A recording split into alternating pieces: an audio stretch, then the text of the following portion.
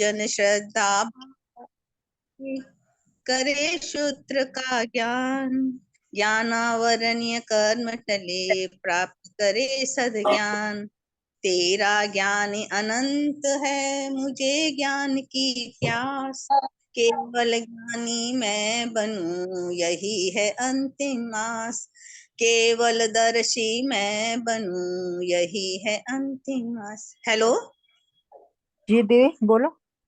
चालू करें? हाँ जी। एक तो उस दिन अपने था ना वो अनोदरी तप वाला, उसका नोदरी है। हाँ वो उनोदरी तप से ही रिलेटेड है वो। हाँ मैम, मैंने भी पूछ लिया था, उनोदरी तप भी है। मैंने पूछा तो वो अनोदरी तप से ही वो है। उसमें क्या तो ये शास्त्रीय शब्द है। हाँ कि भगवान जैसे कि उनको मतलब रोग का परिचय होता है या कोई भी परिचय होता तो भी उनको मतलब उन्होंने तब तो वो अपने हिसाब से ही करते थे, और रोग होने पे भी दवा का प्रयोग नहीं करते थे, तो सब उसमें भी वो उन्नोदरी करते थे। जैसे कि साधु संतों को एक वो कपड़े की समझ लीजिए लिमिटेशंस होती है कि इतना गज उनको इतना हाथ कपड़ा रखना, उसमें भी कई साधु संत उससे भी कम अगर यूज करते हैं तो वो भी उनोदरी करते हैं। तो उनोदरी तब अलग अलग तरह का, जैसे खाने के लिए उनोदरी होता है तो वैसे दवाई के लिए कपड़े के लिए भी उनोदरी तप का प्रयोग किया जा सकता है। जितनी जरूरत हो उससे कम यूज करना, वो हाँ हाँ जितनी जरूरत इस्तेमाल हो उससे। करना। मतलब जी आपने वो ज्वाइन नहीं की पिछले की क्लास? मेरा कोई नहीं है लिंक। आज भी मैंने आशा जी से लिया। ना हाँ, मतलब ज्वाइन नहीं होना मैं क्लास में। क्यों? नहीं, मेरे पास ऐड नहीं किया, पर 5 तक की क्लास में ज्वाइन हूँ मैं।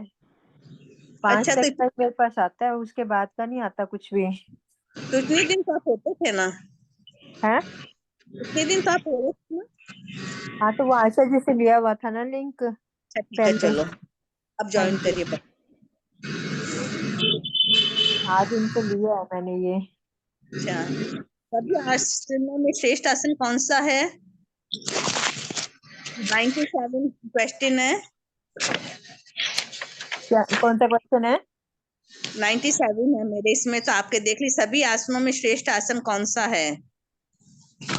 पद्मासन होगा श्रेष्ठ। नहीं सुखपूर्वक हो जिस के मुनि एकाग्र, जिसमें एकाग्रता कायम हो वो ही सुख आसन वो अच्छा है। सबसे बड़ा श्रेष्ठ आसन होता है। जैसे कि अपन जिस आसन में सबसे सुविधा पूर्वक बैठ सकते हैं वही आसन का अपन को चयन करना चाहिए ध्यान के अंदर। जिसमें मन अगर वज्रासन, एकाग्र हो जाए ना, वो ही सबसे ज्यादा वो है।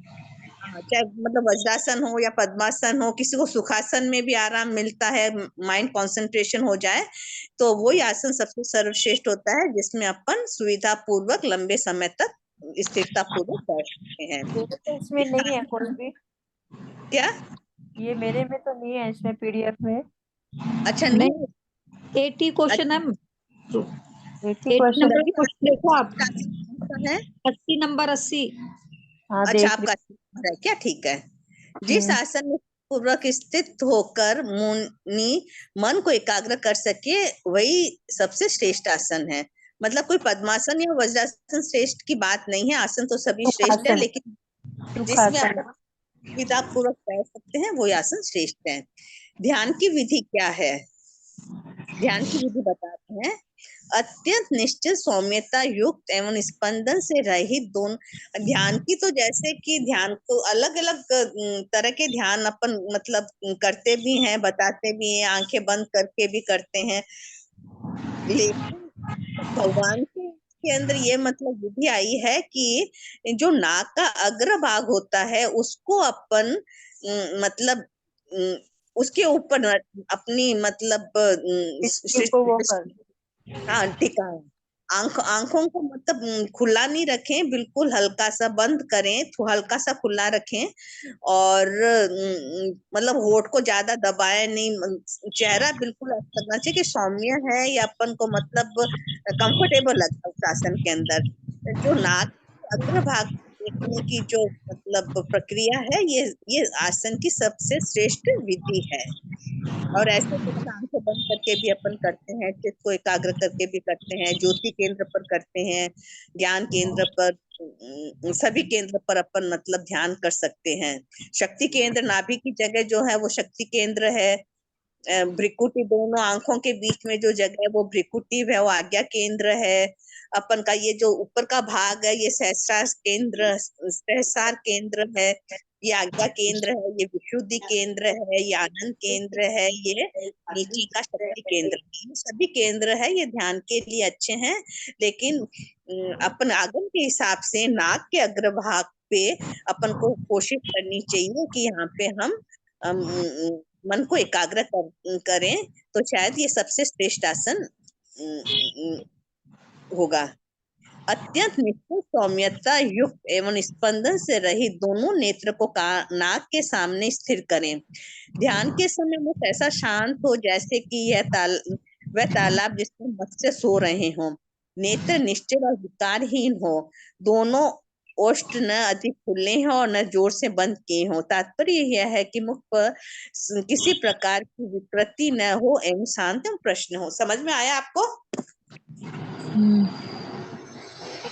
समझ में आया कि ध्यान की विधि क्या है? हाँ जी, मतलब अपने नाक के अग्रभाग को मतलब केंद्रित करना दृष्टि को, हाँ, और एकदम मतलब शांत, जैसे कोई समुद्र में मगरमच्छ सो रहे हैं, या सब बिल्कुल मतलब शांत। हाँ, शांत है, हाँ, ऐसे एकाग्रता रखना अपने मन हाँ। में।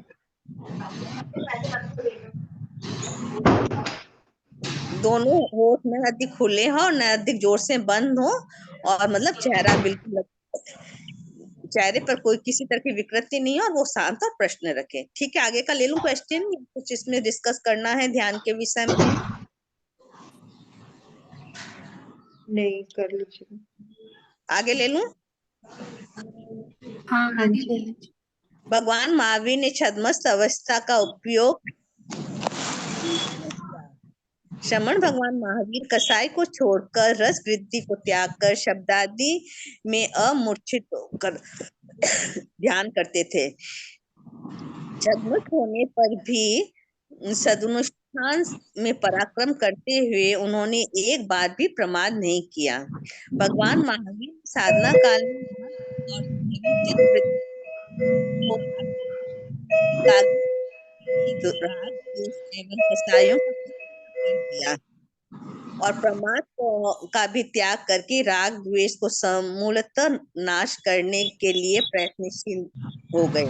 प्रमाद शुभ कार्य में बाधक है, वह आत्मा को अभ्युदय के पथ पर बढ़ने नहीं देता है। इसलिए भगवान महावीर ने उसका सर्वथा परित्याग कर दिया। छद्मस्त अवस्था में भगवान ने कभी भी प्रमाद का सेवन नहीं किया। लोग को तो जैसे प्रमाद, अपन कितना भी अगर समय भी लेके बैठते हैं उसमें भी मतलब प्रमाद आ जाता है। भगवान ने पूरे अपने साधना काल में केवल 48 मिनट से मतलब निद्रा आई थी उनको। उसके अलावा कभी उनको निद्रा आने का होती, मतलब आने की लगता कि वो निद्रा आने वाली है, तो वो उठ करके बाहर चले जाते थे, घूमने लग जाते थे, या मतलब अपने शरीर को मूवमेंट देते थे कि उससे उनका प्रमाद दूर हो जाता और वो जागृति वापस आ जाती। भगवान ने कसाई को छोड़ा था, कसाई सभी को छोड़नी पड़ेगी। रस वृद्धि को त्यागा कि उनको मतलब आहार पानी के लिए कोई ये नहीं था कि मैं सरस और अच्छा आहार करूं, जो भी उनको मिलता था वो उसको सहर्ष उसको ग्रहण करके शरीर चलाने के लिए उसका सेवन कर लेते थे। अभ्यास किया मुंह के उतर कर, वो मतलब कभी जल्दी से बोलते नहीं थे, मोस्टली टाइम उनको मतलब मौन में रहते थे भगवान। और अगर कोई बहुत ज्यादा आग्रह करता था तो एक दो शब्द में कह के वहां से वो आगे चल जाते थे।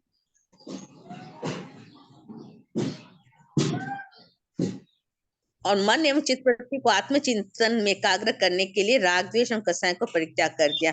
अब मन और चित्त में क्या फर्क है? मन और चित्त में क्या फर्क है?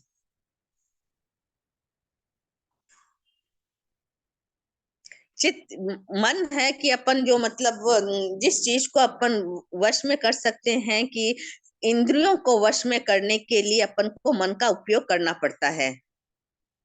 इंद्रियां कौन कौन सी है? नाक, इंद्रिय कान। 5 इंद्रिय: श्रोत इंद्रिय, चक्षु इंद्रिय, घ्राण इंद्रिय, रसना इंद्रिय, स्पर्श इंद्रिय। हाँ, इन इन अपन पांच इनको अगर अपन वश में करना चाहते हैं तो अपन को किसका प्रयोग करना पड़ता है? मन का प्रयोग करना पड़ता है। और चित्त शुद्धि के लिए अपन को कौशक का प्रयोग करना पड़ता है। अपन चित्त को अगर शुद्ध करना है तो अपन को कौशक मीन ध्यान करना पड़ता है। ध्यान क्या होता, कौशक और ध्यान में क्या फर्क है? कौशक के अंदर जब अपन ध्यान तो अपन एनी टाइम कर सकते हैं, जैसे अपन कोई काम करते हैं, कपड़े धोते हैं तो ध्यान से कपड़े धोते हैं, ध्यान से खाना बनाते हैं, ध्यान से पढ़ाई करते हैं, सब कुछ करते हैं। अपन का मतलब होठ भी हिल सकते हैं, हलन चलन। लेकिन कौशक के अंदर अपन का मन और चित्त एकाग्र हो जाता है और उस वक्त अपन के होठ नहीं हिलने चाहिए। दूसरे शरीर को तो हिलना ही नहीं है, लेकिन होठ को भी बिल्कुल हिलाना नहीं है। वो जो साधना है वो कौशक है। और चित्त वृत्ति क्या है? चित्त अपन आत्मा एक क्या है? एक उज्जवल पिंड पिंड है, मतलब ज्योति पिंड है आत्मा। इतना मतलब आत्मा में इतना प्रकाश है कि उसको अगर अपन अपन सोच ही नहीं सकते कि जो जब केवल ज्ञान प्राप्त हो जाता है उस प्रकाश में अपन तीनों भूत भविष्य वर्तमान ई लोक को पर लोक को अपन सबको देखने लग जाते हैं। उसमें इतनी आत्मा में इतनी शक्ति है। और एक किरण आत्मा की अपनी ऊपरी शरीर के ऊपर विद्यमान है, वो चित्त है। उसको हम अनुभव करने के लिए कौशक का प्रयोग करते हैं। चित्त को शुद्ध करने के लिए कौशक का प्रयोग हम करते हैं। प्रमाद है वो शुभ कार्य में बाधक है, आत्मा को अभ्युदय के पथ पे बढ़ाने नहीं देता। प्रमाद है कि वो हमेशा प्रमाद कितने हैं? कौन कौन से प्रमाद हैं? प्रमाद 5 है ना? हाँ, 5 है। कौन कौन हम्म, से हैं? नाम याद नहीं। एक तो निद्रा विकथा और ये है ना, निद्रा है, विकथा है, कषाय है, क्या कषाय है, है? कषाय है, ये सब भी प्रमाद। मिथ्यात्व भी है। क्या चीज? मिथ्यात्व भी है क्या? नहीं मिथ्यात्व मिथ्या का तो प्रतिक्रमण करते हैं, प्रमाद अलग है, मिथ्यात्व अलग है। नहीं, वो तो मिथ्यात्व तो प्रतिक्रमण उसमें आ जाता है, प्रतिक्रमण में आ जाता है मिथ्यात्व तो। प्रमाद के अंदर जो कषाय है, निद्रा है, ये सब प्रमाद है। उसका हम राग त्याग द्वेष। करेंगे तब भी हम आगे। हाँ, राग द्वेष ही है, कसाई हो गया। राग द्वेष में तो सभी आ जाएंगे। राग भी आ जाएगा, द्वेष भी आ जाएगा, मोह भी आ जाएगा, क्रोध मान माया लोभ सभी आ जाएंगे कि अपन को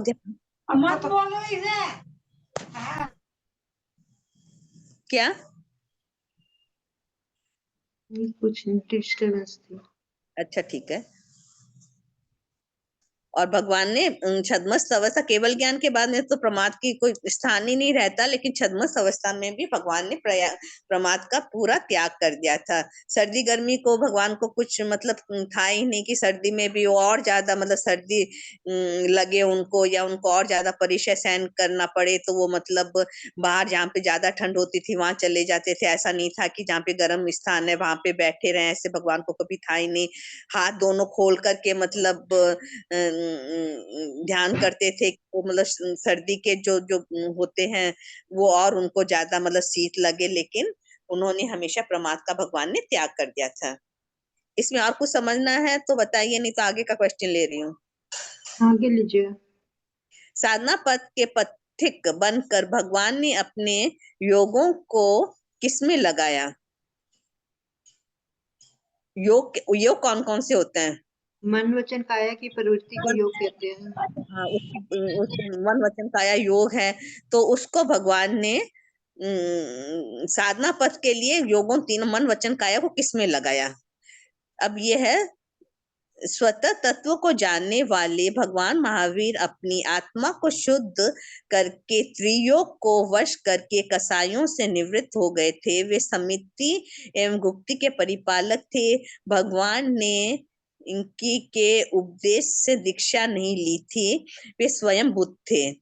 अपने ही ज्ञान के द्वारा उन्होंने साधना को स्वीकार किया और राग द्वेष कसाइयों और प्रमाद को त्याग करके आत्मचिंतन के द्वारा चार घाती कर्मों का सर्वथा नाश करके वे सर्वज्ञ एवं सर्वदर्शी बने। उन्होंने भगवान ने तीनों योगों को किसमें लगाया? उनको अपने कसाय में करने के लिए कसायों से निवृत्त हुए वे भगवान। 5 समिति 3 गुप्ती के पालक थे। समिति में क्या क्या आएगी? ईर्या समिति, भाषा समिति, ऐष्णा समिति, ऐष्णा समिति, ईर्या समिति, भाषा समिति, वचन समिति और नहीं, एक भाषा में वचन आ गई, बट भाषा नहीं, में वचन आ गई। उचार पासवान और ये एक है ना वो अच्छा या और पलटने और वाली वो वन प्रकर मतलब ये जो अपने समान होते हैं उनको भांडुपकरण हाँ। लेना देना रखना। ऐष्णा समिति, ऐष्णा समिति, भाषा समिति, ईर्या समिति, ऐष्णा भाषा समिति, भाषा समिति होगी। वो क्या भानु उसका क्या होता है? भांड उपकरण मतलब अच्छे से रखना और उचार पासवान, इसको सबको ध्यान से उसका वो करना पालन। भगवान ने क्या मतलब भगवान को किसी ने उपदेश दिया था कि आप दीक्षा लीजिए, या मतलब किस कारण भगवान? वो तो स्वयं मतलब स्वयं बुद्ध थे, स्वयं बुद्ध सिद्ध से वो वह स्वयं बुद्ध थे। उनको मतलब किसी से उनको अपनी जो जब वैसे भी जब भगवान मतलब कोई भी अरिहंत मतलब जन्म होता है अरिहंत को, तो उनको 3 ज्ञान के वो धारक होते हैं, मति ज्ञान, शुद्ध ज्ञान और अवधि ज्ञान के होते हैं। और अवधि ज्ञान में भी उनको मतलब काफी मतलब चीजों का ज्ञान हो जाता है। मन पर्याय ज्ञान वो दीक्षा लेते हैं तो उसके बाद में मतलब मन पर्याय ज्ञानी हो जाते हैं, और उसके बाद में सब सर्वथा सब चीजों का चारों कसायों 4 घाती कर्मों का नाश हो जाता है, तो केवल ज्ञान की प्राप्ति कर लेते हैं।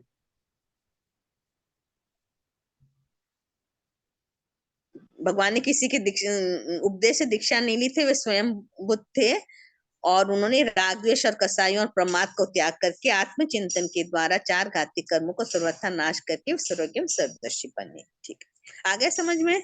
जी। भगवान महावीर ने परिचय को जीतकर कर्मों पर विजय कैसे पाई?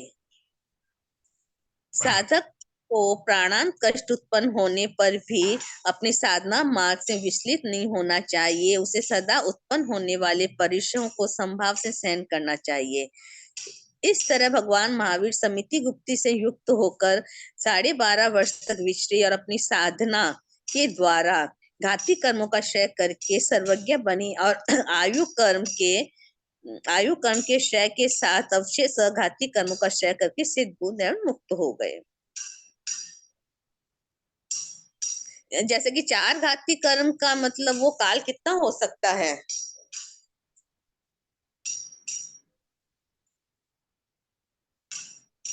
4 घाती कर्म तो मतलब जब भी मतलब घाती कर्म तो को जब क्षय कर देंगे तो केवली बन जाएंगे। और केवली भगवान कितने मतलब उनका आयुष्य कितना लंबा हो सकता है? मैं भी कोई मालूम नहीं किसका कितना होगा, लेकिन महावीर स्वामी का तो 12.5 साल था। हाँ, आयु तो कितना भी हो सकता है, जितना उन्होंने अपना आयु बांधा है। नहीं, केवल घाती और केवल वो घाती कर्मों का क्षय का कोई टाइम नहीं है फिक्स। महावीर स्वामी का 12.5 साल का था। वो तो छद्मस्त काल था, छद्मस्त काल था। 30 साल का भगवान महावीर स्वामी का के बाद में भगवान मतलब मोक्ष पधारे थे, तो 30 साल तक भगवान को अघाती कर्म मतलब रहा था। तो जो घाती कर्म होता है वो तो मतलब किसी का जल्दी मतलब क्षय हो जाता है, और अघाती कर्म के किसी के लंबे से जितना आयुष्य होता है उसके, लेकिन मतलब सबसे ज्यादा आयुष्य किसका मतलब किसने भगवान ऋषभ देव नहीं तो भगवान ऋषभ देव ने सबसे बड़ा का भगवान ऋषभ देव ने तो 1000 वर्ष तक या 1 लाख वर्ष तक उन्होंने कार्तिक को किया था। छद्मस्त काल था उनका, लास्ट एक में नहीं, करोड़ पूर्व घाती मैम, कर्म 1 करोड़ पूर्व था। 1 करोड़ पूर्व था भगवान ऋषभ देव हाँ का सबसे हाँ लंबा 1 करोड़ आयुष्मान। पूर्व था, 1 करोड़ की पूर्व टोटल था। आयु थी उनकी 83 करोड़ पूर्व बाद उन्होंने वो लिया था, केवल ज्ञान हुआ था उनको। 83 करोड़ की आयु थी, तो उसमें 1 करोड़ पूर्व भगवान को 83 मतलब करोड़ पूर्व बाद हुआ था उनको, 1 करोड़ पूर्व का उनका वो था टाइम। केवल पर्याय में भगवान रहे थे। और भगवान महावीर स्वामी का 12.5 वर्ष तो छद्मस्त थे, उसके बाद में 30 वर्ष की आयु में आयु तक उन्होंने केवल प्रयाग में रहे थे। कुल आयु भगवान की कितनी थी? 72 वर्ष। 72 साल, हाँ 72 70 वर्ष थी। उसमें वो 30 साल भगवान किस में रहे थे? गृहस्थ अवस्था में रहे थे। उसके बाद के अंदर 12.5 12 हाँ साल इसमें छद्मस्त वो। और भगवान ने कितने साल तक मतलब उसका इसका पानी का ग्रस्त अवस्था के अंदर भगवान ने कितने 2 साल साल तक। 2 2 साल साल तक तक। ये क्या था ना, वो प्रासुक जल का 2 साल तक रासु उन्होंने जल का और ब्रह्मचर्य सत्य जीवन का कामों का और त्याग कर दिया रात्रि था। भोजन का। उसमें रह रहे थे। भगवान महावीर ने परीक्षा को जीतकर कर्मों पर विजय कैसे पाई? मौन रह के, भगवान परीक्षा को जीतकर कर्मों पर विजय कैसे पाई? मौन साध साधना। प्राणांत कष्ट उत्पन्न होने पर भी अपने साधना मार्ग से विचलित नहीं होना चाहिए। उसे सदा उत्पन्न होने वाले परेशानियों को संभाव से सहन करना चाहिए। इस तरह भगवान महावीर समिति गुप्ती से युक्त होकर 12.5 वर्ष तक विचरे, अपनी साधना के द्वारा घाती कर्म को क्षय करके सर्वज्ञ बने और आयु कर्म के क्षय के साथ अवशेष घाती कर्म का क्षय करके सिद्धूत उन्मुक्त हो गए। बस वही वही चीज है कि मतलब कि अपन को भी जैसे अपन गृहस्थ के अंदर है या कोई भी मतलब जैसा कोई ऐसा इवेंट आता है कि उस वक्त अगर अपन किसी चीज को सहन समभाव से अगर सहन कर सकते हैं तो उसके अंदर बस ये समझ लीजिए उसी वक्त हम सबसे ज्यादा अपने कर्मों की निर्जरा कर सकते हैं और क्षय कर सकते हैं कर्मों का। मैं एक लाइन में आ सकता, महावीर स्वामी समिति गुप्ती से युक्त होकर संभाव से परीक्षा को संभाव से सहन कर कर साधना मार्ग पे चलते थे। हाँ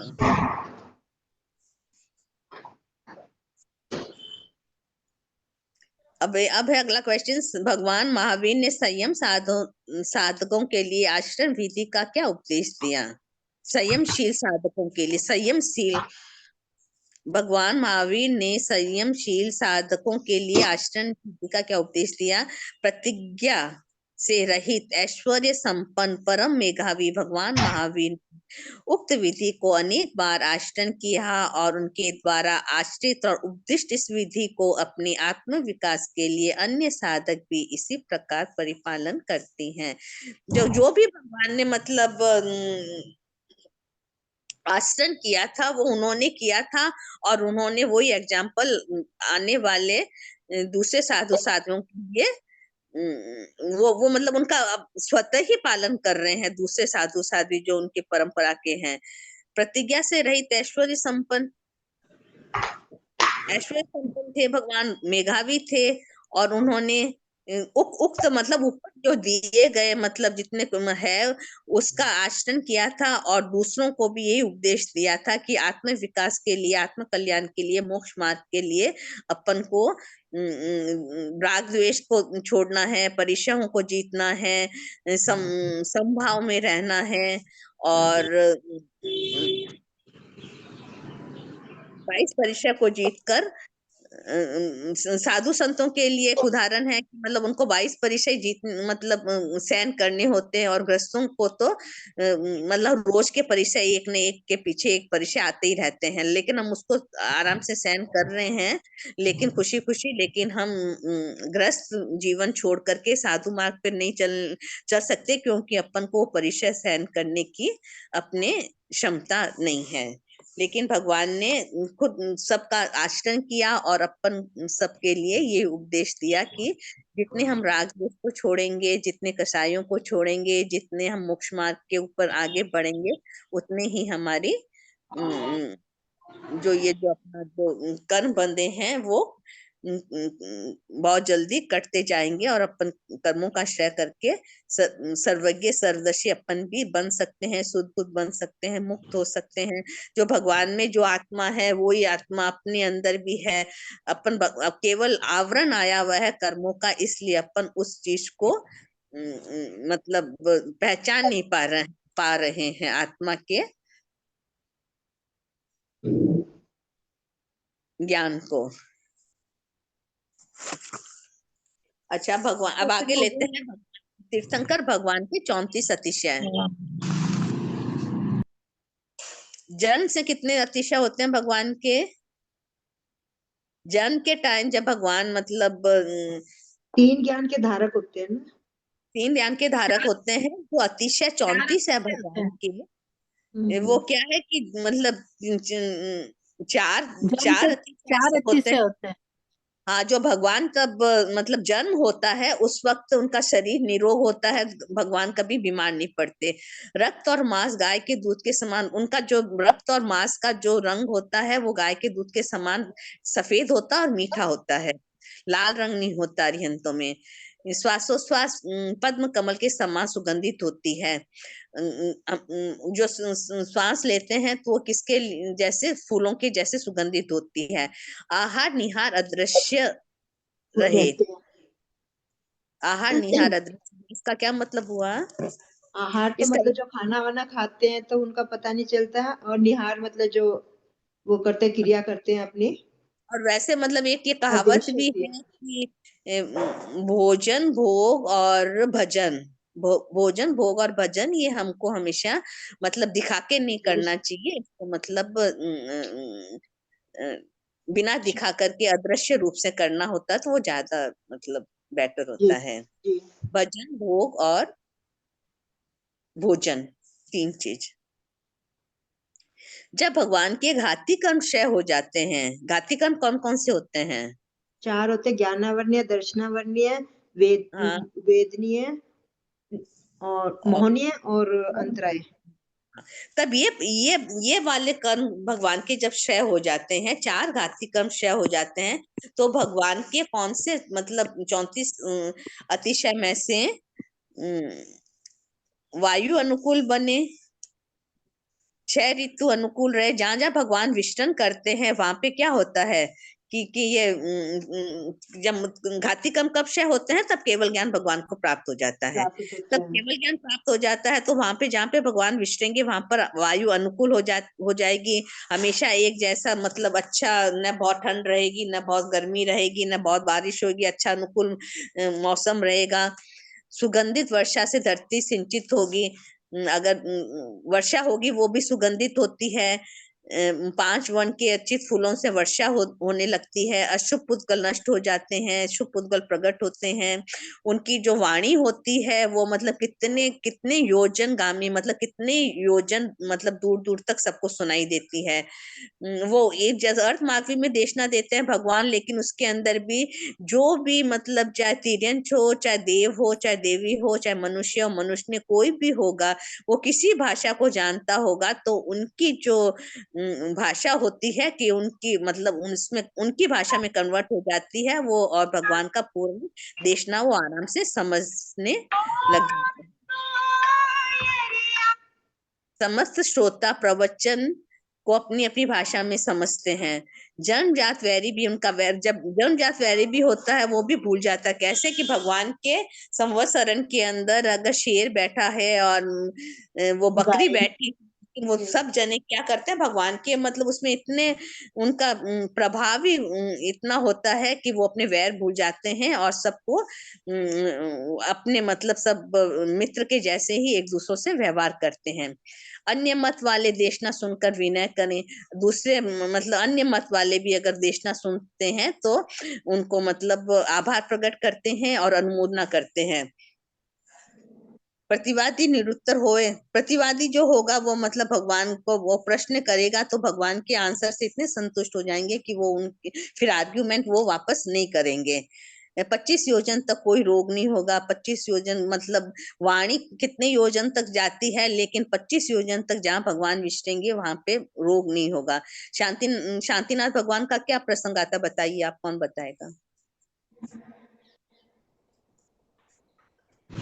मृगी रोग, वो मृगी होते हैं ना, मिर्गी रोग, वो दूर हो गया था। कब हुआ था?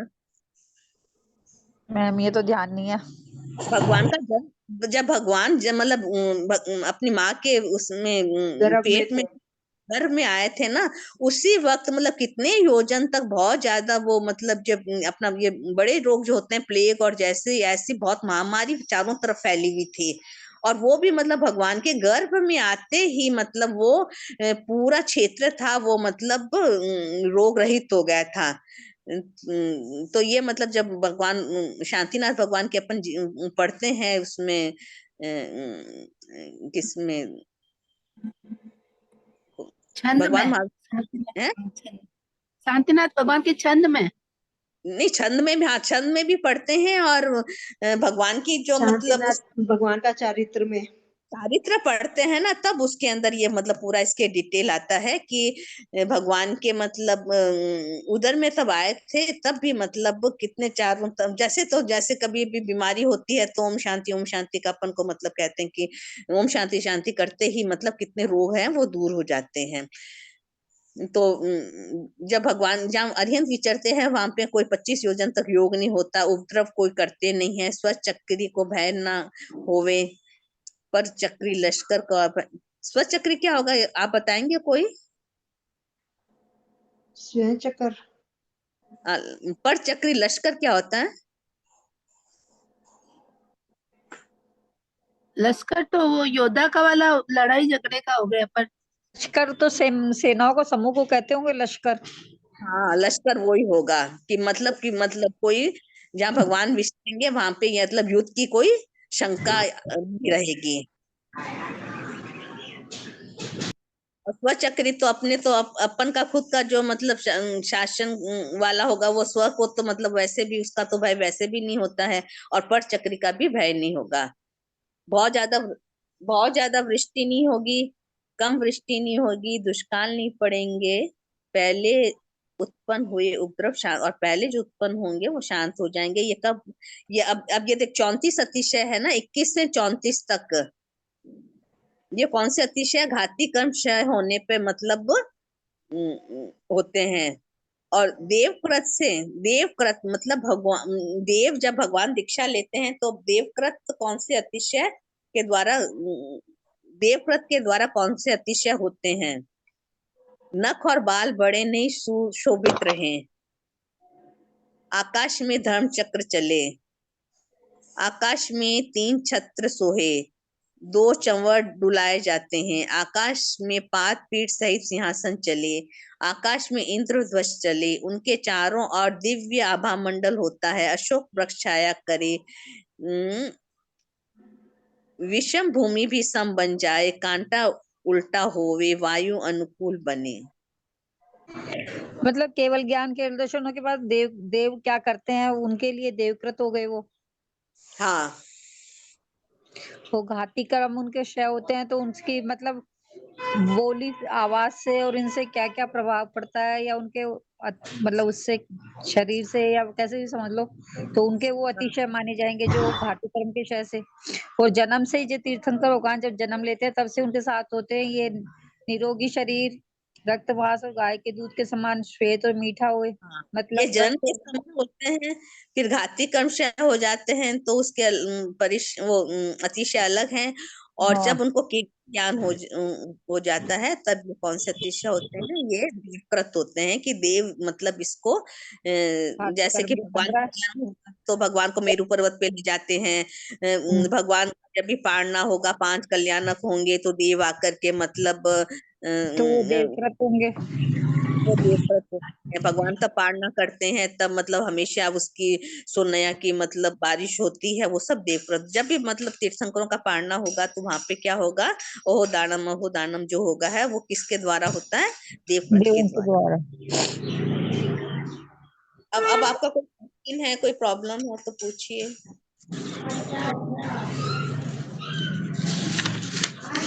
मैम मैंने वो प्रश्न भेजा था ना एक उस पे आपके उस पे व्हाट्सएप पे, हाँ हाँ हाँ, वो उसका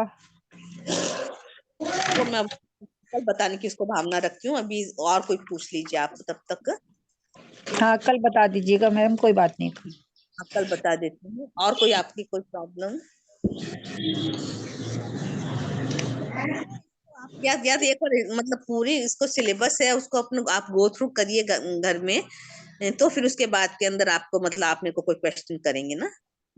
मैम क्लास टेस्ट आपने पेपर दिया था वो मंगवा सकते हैं क्या आप? अप्रैल में दिया था जो। वो मैं उनको बोलती हूँ कि वो वाला पेपर आप मतलब इसमें व्हाट्सएप पे इसमें डाल देंगे 6 मतलब। और 7 का दोनों व्हाट्सएप पे जरा कर दें तो हाँ हम उसके हिसाब मैं से थोड़ी उनको तैयारी कर लेंगे, तो क्वेश्चन किया होता है ना वो फटाफट क्लिक हो जाता है दिमाग में। एक तो मतलब अक्टूबर वाला तो आपके पास आ ही गया है। एक तो मेरे पास है जो अक्टूबर में हुआ था वो तो है। हाँ तो वो मार्च में जो हुआ था वो मैं उनको अप्रैल बोलती में हूँ। उससे पहले हुए नहीं, बताया आप, कोई कह रहा है कि इससे पहले पेपर हुए नहीं थे। हाँ, नहीं एक पेपर हुआ था ना, मैंने दिया था ना लास्ट मार्च नहीं में दिया था। अप्रैल से ही तो हुआ था लास्ट ईयर स्टार्ट। हाँ तो तो अप्रैल में हुआ था पेपर, 2 पेपर वो हो गए वाला ना। पेपर नहीं है, वो नहीं है, उससे पहले हाँ अप्रैल तो से पहले नहीं हुआ था ना। हाँ हाँ हाँ, वो आपने दिया था दर्शना दर्शना जी को बोलती हूँ या उनको भैया को बोलती हूँ बीकानेर में ना, क्या हाँ नाम है उनका वो है ना, क्या नाम, सोनावत जी है ना वो कोई। हाँ सोनावत जी वो है, उनको बोलती हूँ कि वो मतलब वो वाले पेपर भी डाल देंगे तो आपको नहीं, काफी मतलब हो जाएगी। तो फिर से थोड़ा हमको तैयारी करने में सही रहेगा। अब 1 महीना रह गया मैम। 1 महीना है तो, लेकिन आप मतलब इसको थोड़ा गो थ्रू करेंगे, जैसे जो पढ़ाते हैं उसको गो थ्रू हाँ नहीं करेंगे वो तब। गो थ्रू तो करते ही हैं मैम, लेकिन थोड़ा सा वो उसका क्वेश्चन आंसर भी थोड़ा सा सही हो जाता है हाँ थोड़ा। अपना अपना है, मेरे को तो थोड़ा कॉन्फिडेंस बढ़ता है इससे। नहीं सही बात है। और अभी तो मैं जैसे कि कल की क्लास होगी 11 मार्च, 12 मार्च की होगी, 18 मार्च की होगी, 19 मार्च की भी मैं लेने की कोशिश करूंगी। उसके बाद में 25, 26 मार्च और अप्रैल की मैम मतलब मेरे को अगली वाली क्लास तो मैं तो अटेंड नहीं कर पाऊंगी शायद, कल की तो कर लूंगी कल की करेंगे क्योंकि कल की तो कर लूंगी, अगली वाली नहीं कर पाऊंगी शायद। आशा जी, आपके अगर कोई भी मतलब हो उसमें व्हाट्सएप में वो डाल दीजिए, आपकी प्रॉब्लम डाल दीजिए तो मैं उसको गो थ्रू कर लूंगी, आज उसको करूंगी तो अच्छा उसको भी साथ। ठीक, ओके मैम ओके। हाँ तो फिर अब अगली बार आप करेंगे नहीं, और 18, 19 तक मैं करूंगी, आगे हाँ 25, 26 को करूंगी नहीं। तो लेकिन जितनी मतलब कोशिश करिए कि हाँ मतलब जितनी 4 मैम आपसे बात हो जाएगी उतनी मतलब आपसे सीख लेंगे उतना अच्छा। हाँ फिर आगे अप्रैल में भी मतलब 8, 8, 9 की हो सकती है, 1, 2 की फिर नहीं होगी, तो इसलिए मैं सोचती हूँ कि मतलब आप थोड़ा इसमें थोड़ा टाइम दे करके जो जो आपकी प्रॉब्लम्स है, कुछ संशय है तो उसको मतलब आप करिए। हाँ कल की तो कर लूंगी, अगले शायद सैटरडे, अगले मंडे ट्यूसडे की नहीं हो पाई हाँ, तो क्लासेस। आपको क्वेश्चन डालना है तो उसमें एक आधा क्वेश्चन और हाँ कोई है तो आप डाल जरूर ठीक है मैम, दीजिए। और आप उनको बोल दीजिएगा कि वो पेपर डाल दें। हाँ ठीक है। और कुछ? और तो बस मैम अभी तो ध्यान नहीं आ रहा, और किसी की प्रॉब्लम है तो वो हम भी सुन लेंगे और हमारा भी थोड़ा सा ज्ञान बढ़ जाएगा। हाँ, सभी की प्रॉब्लम्स होती है कि सब अपन एक दूसरे से सीखते हैं। आप मेरे को पूछेंगे तो जो मेरे को नहीं आएगा तो मैं दूसरे को जाके मतलब किसी को पूछूंगी, तो मेरा भी ज्ञान बढ़ता है, आपका भी ज्ञान बढ़ता है, हम सब एक दूसरे को नहीं और भी मतलब जैसे और भी देंगे ना एग्जाम, और भी कैंडिडेट है उन वो भी बताएंगे, तो फिर हम सभी सीख लेंगे मतलब।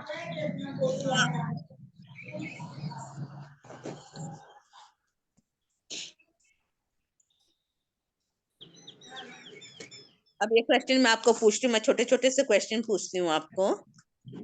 हाँ पूछिए मैम, नहीं आएंगे जो बता देंगे, नहीं तो आप बताएंगी फिर हमको। भगवान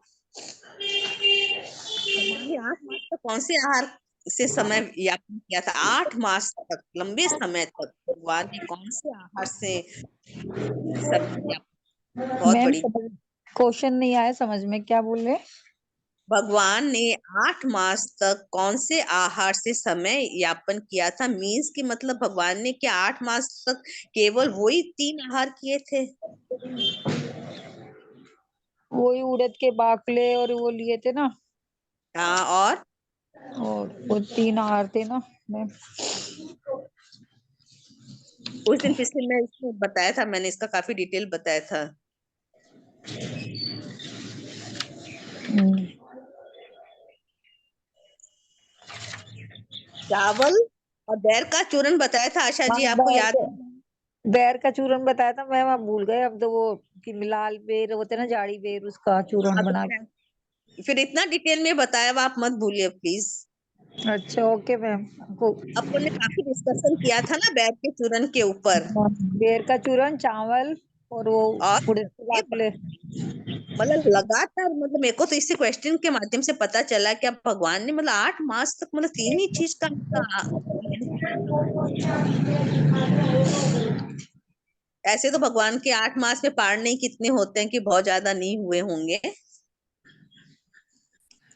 और पूछ महावीर स्वामी की तो पूरे मतलब साधना काल में 349 डेज उन्होंने सिर्फ वो लिया था आहार। पारने के।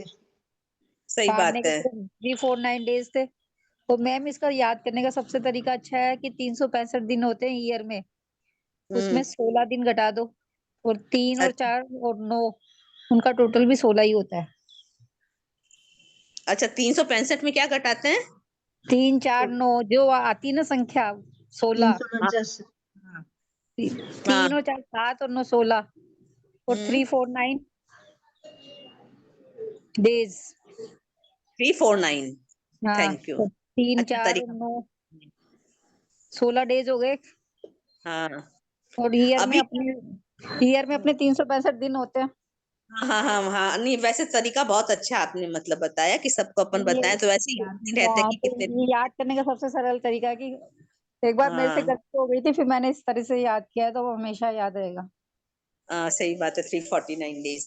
अभी मैं जैसे कि जो मतलब समय की जो करते हैं ना अपन, वर्तमान हम्म की ओली करते हैं या मतलब जो भी करते हम्म, हैं। तो अभी मैंने एक स्टार्ट की है कि भगवान ने जितने दिन तपस्या की थी उतनी समय अपन को मतलब करनी है। अच्छा। तो मतलब वो मतलब उसमें क्या है कि एक एक समय के 5050 दिन है ना, अंदर अपन। 5050 दिन है ना उसका। हाँ 5050 दिन है वो वर्तमान आयम बिलो 1 से 100 तक का ले जाते हैं। नहीं, उसमें कितने आते हैं? 5000? 50। 5050? 5050। अच्छा। और ये तो मतलब वर्तमान ओली का होगा, 1 से 100 तक ले जाते हैं तो। हाँ वो वर्तमान होली का ही बता रही हूँ मैम, मैं तो वैसे उस हिसाब से। और एक और तरीका है कि ये भी मतलब अच्छा तरीका, अगर आप समय मतलब करने में वैसे रहती हैं तो मतलब इंटरेस्टेड, कि भगवान ने जितनी तपस्या की थी, हाँ उनकी बोली किए थे, 15 किए थे, तो उसकी अपन उतनी तपस्या तो नहीं कर सकते हैं, लेकिन अपन उतनी समाई कर सकते हैं। इसलिए मैंने अभी एक नया चालू मतलब भी किया है। उसमें क्या है कि एक समाई के अंदर अपन मतलब इच्छा कारणम, भगवान महावीर स्वामी की तपस्या समाई, उसी से इनिशिएशन ये बोल करके 5 लोगस का ध्यान करना है, 1 लोगस प्रगट बोलना है, और हर समय में एक महावीर स्वामी की माला फेरनी है। तो हम्म, फिर मतलब कुछ बेले के आते हैं, कुछ तेले के, तो 12 ही वो आते हैं मेरे बेले को के। ध्यान है मैम, मेरे को 229 है, 229 बेले किए थे उन्होंने। हाँ 229 किए थे, 60 भी बेले किए थे। नहीं 60। 229 है टोटल बेले उनके, और टोटल। नहीं, मेरे उसमें लिखा हुआ ना 60 बेले, मतलब 5 बार बेले का और करने हैं, मतलब 60 हाँ, बेले। नहीं वैसे उनकी टोटल बेले की तपस्या बता रही हूँ, 229 है। हाँ 229 है, और फिर उसमें तो फिर ये है कि 60 बार मतलब बेले, मतलब 229 करने हैं, 60 60 60 मतलब 5 बार बेले करने हैं। उसके बाद के अंदर जो भी मतलब अपन एक एक जो करते हैं कि मतलब उसमें अपन बोलते अपन महावीर स्वामी की जल्दी से माला नहीं फेरते, लेकिन जैसे जैसे कि अभी भगवान का शासन है तो मतलब अपन को महावीर स्वामी की भी और माला महावीर मतलब एक। स्वामी का ज्यादा करते हैं इस समय, मतलब क्योंकि उनके शासन में चल रहे हैं ना अपन। हाँ तो ये भी समय करते हैं, तो ये भी मतलब वर्धमान की ओली भी कर चुके हैं, तो अपन ये भी मतलब एक अच्छा है उसमें। करना चाहिए। इच्छा कारण आप चालू किया, आप लोग नहीं किए, कोई किया है? नहीं अब मैम नहीं किया अभी। वो मेरा नहीं। चालू है। कितना कर रही हो मधु? मैं तो 27 कर रही हूँ रोज का। हाँ उसको फिर 1 महीने में भेजना है उसको ना। हाँ वो भेज दिया मैंने फरवरी का, लेकिन रोल हाँ नंबर का पता नहीं चल रहा है। मैंने तो उससे पूछा भी था। अच्छा, वो रोल नंबर दे रहे हैं क्या? हाँ, उसमें लिखा रहता है ना, जब वापस भेजते हैं टोटल तो उसमें रोल नंबर अपना लिखना पड़ता है। अच्छा, तो पहले मतलब फर्स्ट जो रोल नंबर होगा वही रोल नंबर जाएगा आगे? हाँ हाँ, वो ही मेरे नहीं निकला है, कितना कैसे पता चलेगा? तो ये तो बस। मेरे को नहीं पता, लेकिन अपन तो अपनी काउंटिंग तो बराबर कर लेना, तो लास्ट में तो अपन काउंटिंग कर ही लेंगे उसकी। हाँ, वो तो काउंटिंग तो कर ही लेते हैं पूरी। तो अभी अच्छा, रोल नंबर अभी मतलब मेरे हर पास भी महीने नहीं, हर महीने उनकी टोटल भेजनी पड़ती है। हाँ, जैसे मैंने तो जनवरी में तो मेरे 8-10 ही हुई थी, 8-10 कितनी हुई थी, और अभी फरवरी की भेजी है मैंने। लेकिन हाँ, मतलब रोल नंबर तो मेरे पास भी नहीं आया, लेकिन उन्होंने मतलब रिसीव कर लिया है, ये आ गया था। रिसीव तो मेरा भी कर लिया, अब रोल नंबर तो ऐसे पता नहीं चला। तो उनसे मांगे फिर रोल नंबर? हाँ, उनसे व्हाट्सएप पे मांग, कल मैंने फोन किया था उनसे, तो बोले आप हाँ, मैसेज करिए व्हाट्सएप पे तो फिर पता चलेगा, तो मैंने मैसेज नहीं किया। अच्छा अच्छा, व्हाट्सअप करेंगे, व्हाट्सएप पे मैसेज करेंगे हमारा रोल नंबर हाँ भेजिए, हाँ तो वो हाँ नंबर भेजेंगे, कारण कि फोन करने से तो याद नहीं रहता, लेकिन मैसेज करने से हाँ, वो मैसेज करना पड़ेगा उनको नंबर पे। अच्छा अच्छा। लेकिन ये मतलब इसमें क्या है कि मतलब ऐसे तो कि जो समाज की सभी पार्टियां मतलब बहुत ही उत्कृष्ट है, कि मतलब चाहे इच्छा का परिणाम हो, लेकिन चाहे तसूत्री है या लोगस है, नमूथुणम है, लेकिन अब इच्छा का परिणाम का जब हम करने लगते हैं तो अपन को मतलब उसमें जब अपन बिल्कुल तल्लीन होके एक एक चीज को देखते हैं कि जन्म जन्मांतर हमने कितने पाप किए हैं, लेकिन मतलब अब उसको करते हैं तो अपन मतलब उत्कृष्ट अपनी भावना रहती है, तो बोलते हैं कि निर्जरा का बहुत बड़ा कारण बन जाता है ये। इसलिए जितने भी करें, 27 करें, 9 करें, 18 करें, लेकिन मतलब भावना मतलब करते वक्त भावना को मतलब बहुत ऊंचा रखना भावना चाहिए, उत्कृष्ट होनी चाहिए।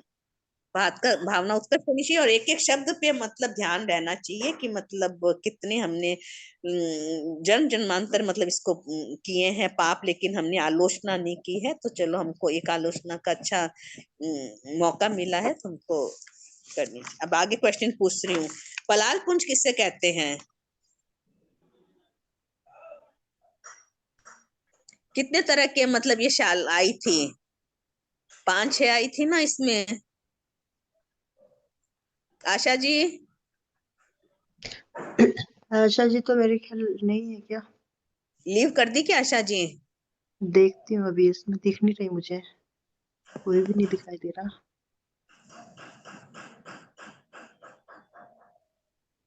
आशा जी चले गई हैं। अच्छा, हम्म। पलाल पुंज किससे कहते हैं? मैं हूँ, मैं वो क्या है, दूसरी जगह आई हूँ, इसलिए पलाल पुंज जो है ना, चार वो खंबे जो बांस के ऊपर घास का पुंजा डाल के बनाते हैं ना, उसको पलाल पुंज कहते हैं। तो पलाल पुंज कहते हैं। और कौन कौन से उसमें आए थे मतलब भगवान, मतलब कहाँ कहाँ रुकते थे, और कौन कौन सी जगह आई थी, जैसे बताएंगे? ये परनिश बोती थी ना, प्याऊ वगैरह, और ये पेड़ के ज- नीचे, और हाँ निर्जन स्थान सांप की पे, बावली पे, जंगल में कहीं भी रुक जाते थे जहाँ पे अनार्य खाना, देश में। है ना, शून्य ग्रह में, वृक्ष के मूल में, उद्यान गृह में, नगर में, शमशान में, सही बात है। यात्री गृह में, हाँ। उसमें इसमें इनके अलग अलग वो नाम दिए हैं ना, जैसे प्रपा दिए थे, पर्णयशाला दिए थे, पर्णियाशाला दिए थे, पलाल पुंज दिए थे, ऐसे करके उन्होंने अलग अलग मतलब नाम दे के उसका डिस्क्रिप्शन किए थे कि भगवान कहाँ कहाँ। हाँ, तो ये पर्णिशाला में आ गए, पर्णी कर्मशाला हो गई, और पुलाल पुंज हो गया, पलाल पुंज हो गया, और निर्जन स्थान हो गया, शून्य ग्रह हो गए, अच्छा, आप ये क्वेश्चन शमशान। आप बताइए, क्या भगवान ने दूसरों के वश से पात्रादि को ग्रहण किया था? नहीं नहीं, किया। कभी नहीं किया था ना, भगवान मोस्टली मतलब हमेशा अकेले ही मतलब विचरते थे। उसकी आहार पानी के लिए जाते थे, वो कभी ऐसे नहीं देखते थे कि मतलब मेरे साथ में कोई साधु संत दूसरे भी अपने से जाते थे, अपने से जो आपको उचित लगता था, सूझता लगता था, वो ग्रहण करते थे, और कभी वो दूसरों का मतलब नहीं देखते थे। ज्यादातर तपस्या में रहते थे वो, फिर बीच बीच में। हाँ। अच्छा, क्रिया दो होती है, कौन कौन सी मेन क्रिया है? ऐसे तो क्रिया 13 है, लेकिन 2 क्रिया बताइए आपको इसमें आई थी अपने। भाव क्रिया और नहीं, भाव क्रिया नहीं। आचार्य जी बताएंगे, मधु जी आप बताएंगी ये पहले इसमें अगर आपने वापस उसका सुना भी है अगर रिकॉर्डिंग, तो भी इसमें काफी डिटेल आया था इसका क्रिया का। आशा जी कौन कौन सी क्रिया है? सांप्रदायिक क्रिया और वो ना इडियापैथिक क्रिया। सांप्रायिक क्रिया, इडियापैथी कौन सी अपन का संसार बढ़ाती है? कौन सी क्रिया सांप्रदायिक क्रिया बढ़ाती है और इडियापैथिक नहीं बढ़ाती है। हाँ, इडियापैथी नहीं बढ़ाती है। और भगवान के मतलब वो इतने ज्यादा मतलब कर्म मतलब बंधे हुए थे, तो उनको भगवान को लगा कि मतलब अब निर्जरा करते थे, लेकिन स्पेशली निर्जरा करने के लिए भगवान कौन से देश में लाड़ पधारे थे? देश में गए, लाड़ देश में, आज देश में भगवान पधारे हैं। क्योंकि उन वहां पे वो अनार्य लोग रहते थे ना, इसलिए वो जो फिर उनको कष्ट देते थे। कष्ट ज्यादा देते थे, उपसर्ग ज्यादा आए उनके। तो फिर उनके क्या कर्म, उन्होंने परीक्षा। संभाव को सहन किया और जल्दी से। और वैसे भी मतलब भगवान के मतलब महावीर स्वामी के 24 तीर्थंकर से सबसे ज्यादा मतलब कर्म गाड़ी इतनी डिस्टरबेंस आ रही है दे बहुत ज्यादा। आ रही है अब? अभी तो ठीक आ रही है। अच्छा, भगवान महावीर ने दीक्षा नहीं, एक और पूछती हूँ। दीक्षित होते ही भगवान महावीर को कौन से द्रव्य और वह भाव लाभ हुए थे? दीक्षित होते ही भगवान महावीर को कौन से द्रव्य व भाव लाभ हुए थे?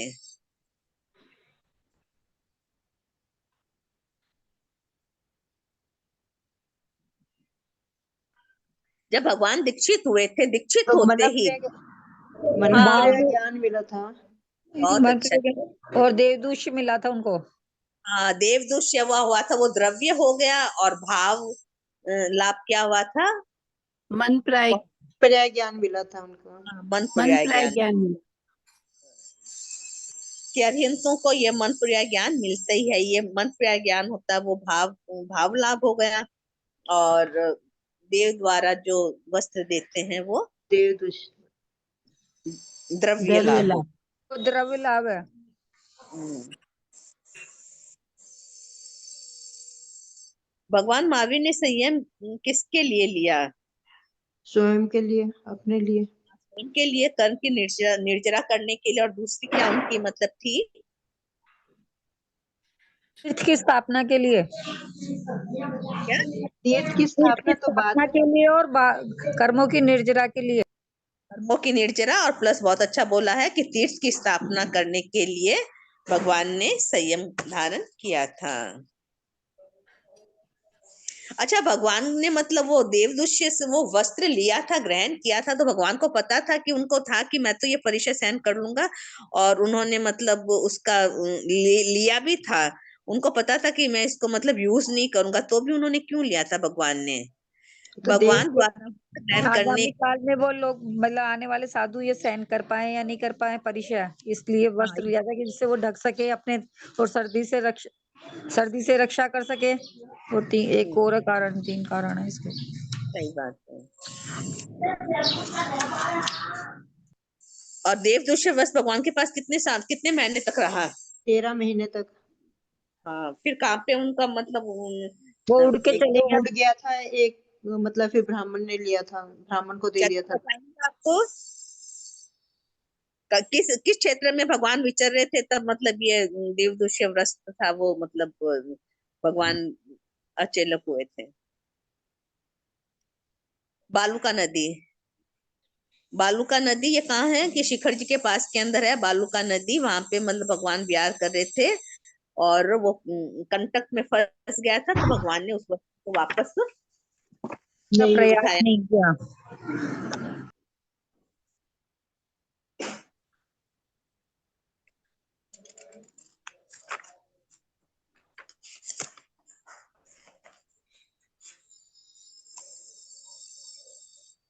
शूर पुरुष के 4 प्रकार बताएंगे आप कोई?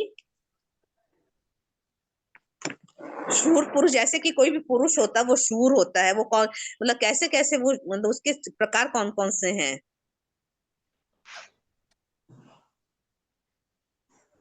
शूर पुरुष के 4 प्रकार। ये पीडीएफ में है। हाँ, पिछले वाले पीडीएफ में, 6th वाले में। शूर होता है, कोई भी पुरुष शूर होता है तो वो मतलब कैसे शूर होता है? वो मतलब किसी को क्षमा करेगा तो वो क्षमाशूर होगा। कोई जैसे धन्नानगार थे वो तप करके तप शूर हुए। और वैश्रमण देवता थे वो मतलब भगवान का जन्म होता है या पाड़ने होते हैं तो वो दान मतलब सूर्य मैम, बेशरमण देव, गए। युग सूर्य कौन होते हैं बताइए? वासुदेव। वासुदेव, बहुत अच्छा।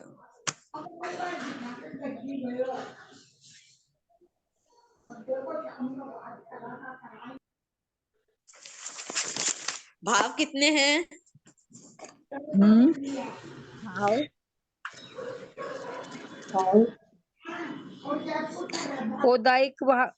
ओदाइक भाव और यही ना मैम, 3 हाँ, भाव। कितने हैं? 6 5। 6। कितने हैं? और कौन सा भाव है?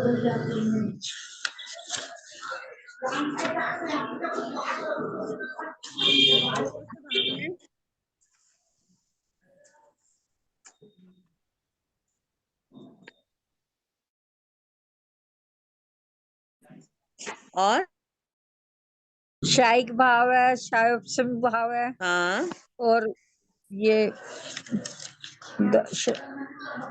ओदाइक, शायिक नहीं, शायोपशम, शायिक और एक और है। ऐसे मैम औरों का ध्यान नहीं आ औपशमिक हो गया ना। उपशम जब अपन औपशमिक, शायोपशमी। हाँ औपशमिक, औपशमिक और शायोपशमिक पाउच। और एक तो शायिक तो लास्ट वाला है ही, उसके बाद वो शायिक आने के बाद तो फिर वो जाता नहीं है ना। और उससे शायिक से पहले कौन सा भाव होता है? उपशमिक। शायिक अपन प्राप्त करते हैं उसके जस्ट ओदाई के बाद तो उपशमिक होता है, फिर शायोपशमिक होता है और औपशमिक होता है, और वो एक और और होता है बीच में, और फिर शायिक, लास्ट वाला शायिक भाव है जो इसके बाद आने के बाद जाता नहीं है। हाँ, जब शायिक भाव मतलब शायिक संकेत अपन प्राप्त करते हैं, कोई भी जीव प्राप्त करेगा, तो उससे फिर एक वो पहले कौन सी मतलब किसको प्राप्त करता है जीव? शायिक संकेत अपन प्राप्त करेगा जीव तो उससे एक समय पहले कौन सी संकेत प्राप्त होगी जीव को एक समय पहले?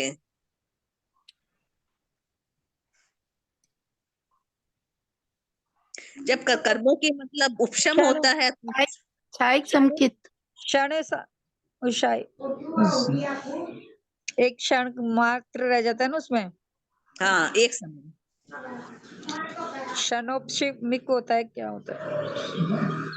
देखिए कोई भी मतलब जब जैसे मतलब कौन कौन से इसमें उपशम कौन कौन से इसका होता है, कौन से कर्म इसका प्रकृतियों का उपशम होता है? 7 प्रकृतियों का होता है। हाँ, आयुष के अलावा 7 प्रकृतियों का हो जाता है। नहीं, आयुष के वो तो कर्म आ गए। 8 कर्मों की बात नहीं कर रही हूँ मैं। मतलब मोन्य कर्म की जो प्रकृतियां है ना, 28 प्रकृतियां, उसके हाँ, अंदर 7 प्रकृतियां, क्रोध, मान, माया, लोभ, और ये तो चीज हो गई आपके चारित्र की। और दर्शन संकेत कौन कौन से हुए? दर्शन मिश्र, संकेत। दर्शन की तो 16 प्रकार। सम्यक्त्व, मोनीय, इन इन 7 प्रकृतियों की क्या होती है? जब उपशम होता है तब वो उपशमिक भाव होता है। तब उनका उपशम होता है कि कुछ का उपशम है और कुछ का क्षय है, तो ये उपशमिक भाव होगा।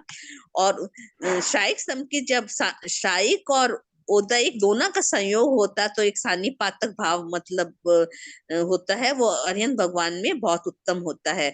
और वेदक संकेत तब होती है जब शायिक संकेत प्राप्त करता है जीव, उससे एक समय पहले कौन सी संकेत होती है? वेदक संकेत। एक बार ये दोबारा रिपीट करना। क्या? मैम उसको वेदक बोलते हैं जो एक क्षण पहले होती है, उसमें हाँ, मतलब वो वेदक होती है। मतलब शायक होने से पहले जो पहले का जो एक समय होता है ना, वो वेदक होता है। मतलब उसके बाद वेदनीय नहीं होता क्या? वेद नहीं रहते मतलब है? वेद रहते, किसी का वेद रहेगा ही नहीं, वो मतलब श्रेय हो जाता है। कारण कि श्लोकतम संकेत में किसी का मतलब उपशम होता है, किसी का श्रेय होता है।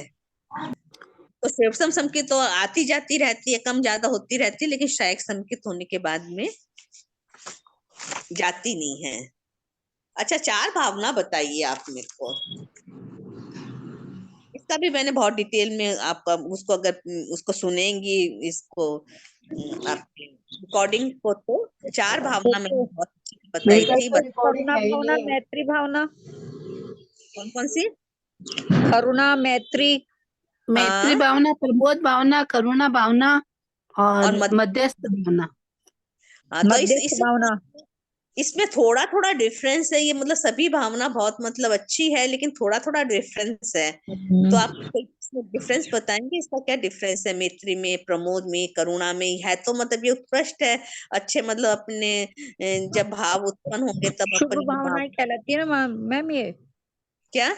शुभ भावनाएं कहलाती है ना चारों ही। हाँ, तो ये इसमें डिफरेंस क्या है? मैम ये तो आप ही बता दीजिए। ओके, और फिर दोबारा तो हम मैत्री पढ़ के बता देंगे। है, अभी करुणा है, मध्यस्थ भावना है। मध्यस्थ में तो वो मतलब बीच मत वो नाराज रहते हैं। करता है, निर्देश करता है, मतलब जो भी हो जाता है उसके साथ संभाव रखता है सब मध्यस्थ का। वो होता है, वो मध्यस्थ भावना होती है। मैत्री भावना में क्या होती है कि जैसे भगवान को चंड कौशिक सर्प का वो उदाहरण आता है कि उनको डस लिया था, लेकिन भगवान में उसके प्रति भी क्या थी? कि मतलब मैत्री था, मतलब संभाव था। हाँ, वो कुछ द्वेष। शत्रु के साथ भी मतलब मित्रता दिखाना, जैसे अपन उसको मतलब बढ़ाने के लिए प्रेरणा करना, हाँ, कल्याण करने का जैसे मतलब। जाएंगे तो मैत्री का मतलब है मतलब मित्रता में हमेशा कल्याण की भावना होती है। तो ऐसे ही हाँ, मैत्री भावना में उसने जो अपना कोई बुरा भी करा तो उसको अच्छी मतलब उसकी भावना, शुभ भावना बना, उसका कल्याण की सोचना। सही बात है। अब प्रमोद भावना में किसको लिया है?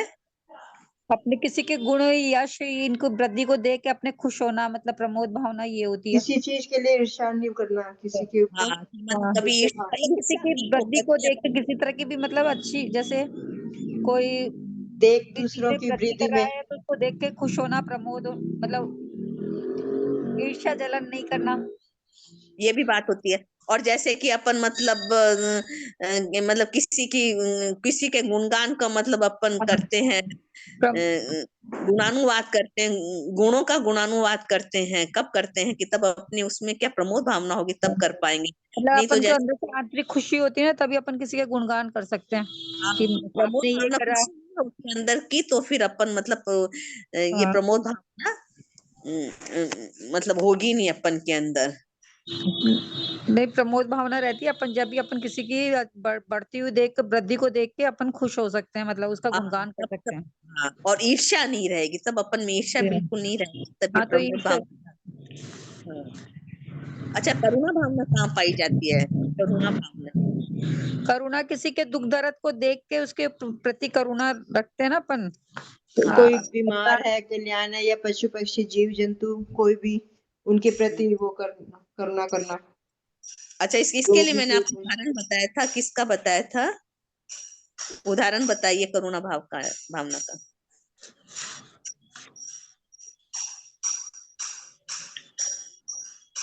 करुणा भाव का तो वो आया था ना, वो शांतिनाथ भगवान का पूर्वजीव था ना, मेघरथ का। हाँ, तो उन्होंने वो खरगोश का बच्चा आ गया था उन हाथी के भाव में, पैर के नीचे मतलब पैर पैर के नीचे उठाया था। चोट।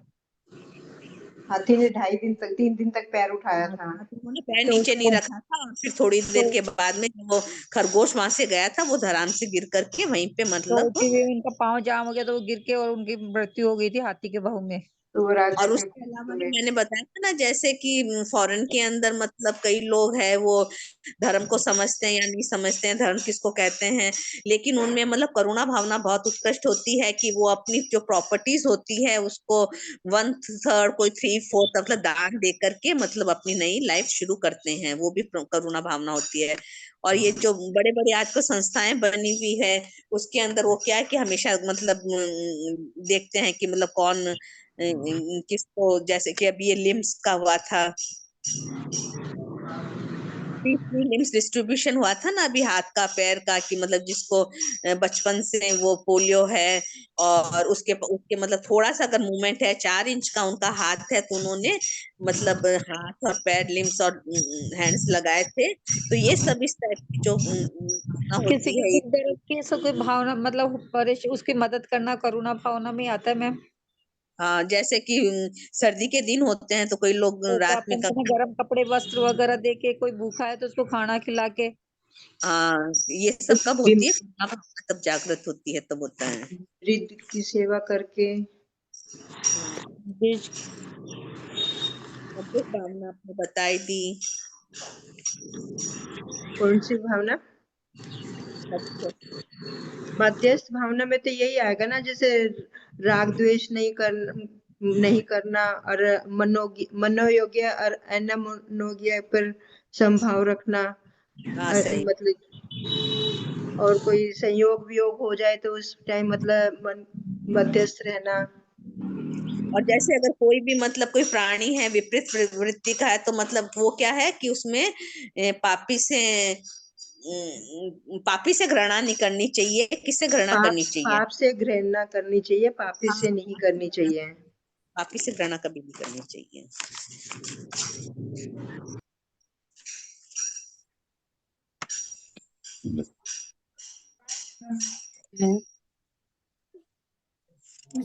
देश कथा कौन सी है?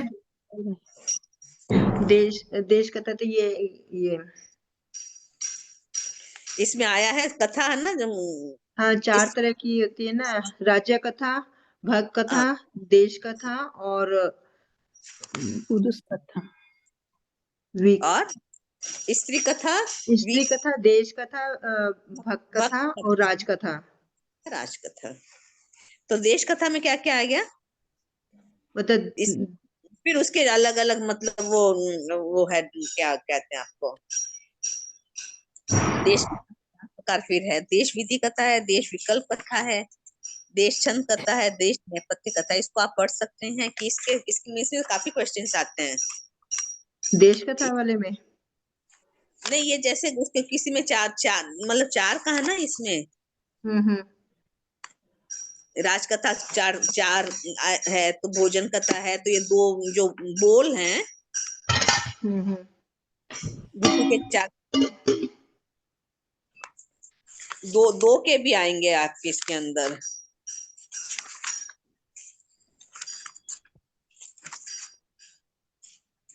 सुलभ सुलभ लोभी दुर्लभ लोभी का, ऐसे इसके दो दो दो वाले जो दो बोल हैं यहाँ पे आते हैं। आहारक दुर्लभ अनारक का, बोधि, दुर्लभ बोधि।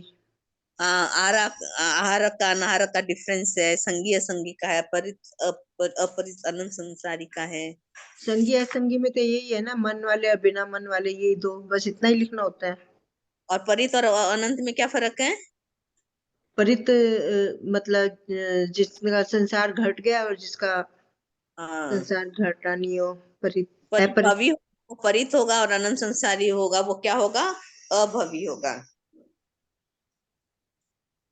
कौन से वाला? अपर परित संसारी और अनंत संसारी।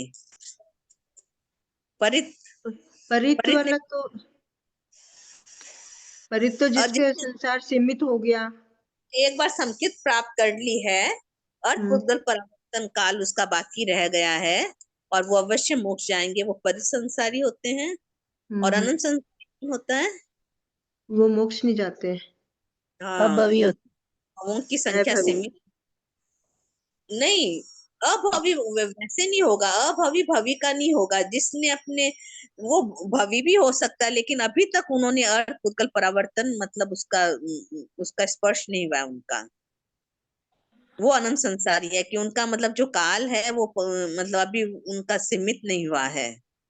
जिन जीवों ने काल को अपनी सीमित सीमित कर लिया है, वो तो जिन्होंने एक बार भी अगर संकेत को स्पर्श कर लिया है, वो अर्थ पुद्गल परावर्तन काल के अंदर मोक्ष जरूर जाएंगे।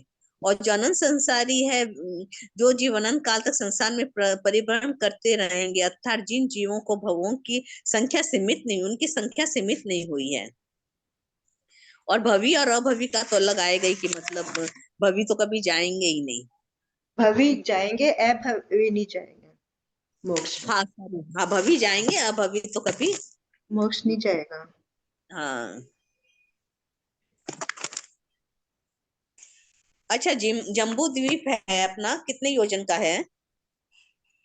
45 लाख योजन। जम्बू द्वीप ओ, 1 लाख 1 लाख योजन। योजन। 1 लाख योजन का है जम्बू द्वीप। 45 लाख योजन का क्या है?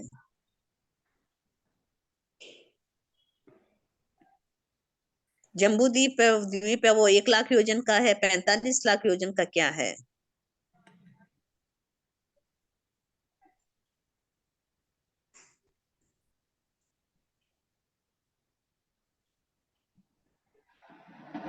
तो भूल गए। 45 लाख योजन सिलसिला।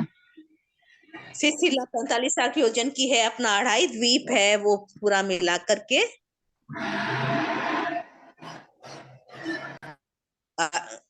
2.5 द्वीप है, वो भी कितना है? 45 लाख योजन का 45 है। लाख योजन। हाँ। और जम्बू द्वीप है, मतलब अन्य द्वीप है। जम्बू द्वीप नाम के अन्य द्वीप हैं?